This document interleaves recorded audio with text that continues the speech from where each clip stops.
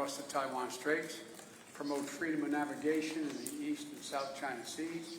Are you willing to get involved militarily to defend Taiwan if it comes to that? Yes, You are. that's the commitment we made. What he said is not new. I mean, in the United States, especially in Washington, no one can imagine a scenario where China attacks Taiwan unprovoked and US just stands aside and does not intervene.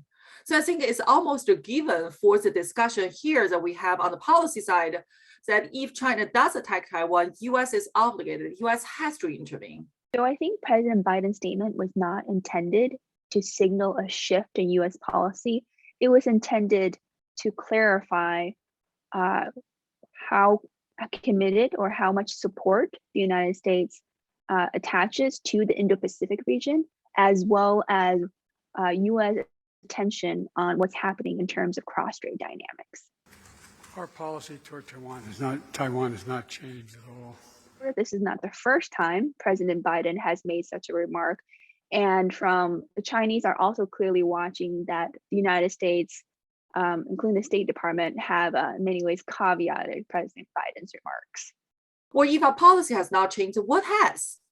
I think at the minimum, people would agree that the attitude has changed. The strategic environment has changed. So maybe our one China policy has not changed, but remember, our one China policy allows for a lot of space for interpretation as long as we do not recognize Taiwan as an independent country. Well, of course, people would say that, oh, most directly, military intervene means American boots on the ground. Well, not necessarily.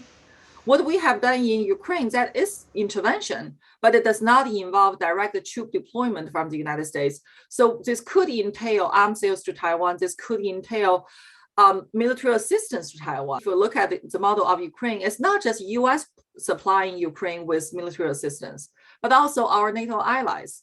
So this raises a question as for what our allies will be doing or what role they will play in the event of a Taiwan contingency. In the aftermath of Ukraine, we're seeing polls now coming from domestically from Taiwan, in which the Taiwanese public seem to believe that Japan is more likely to defend Taiwan more than the United States, and confidence in U.S.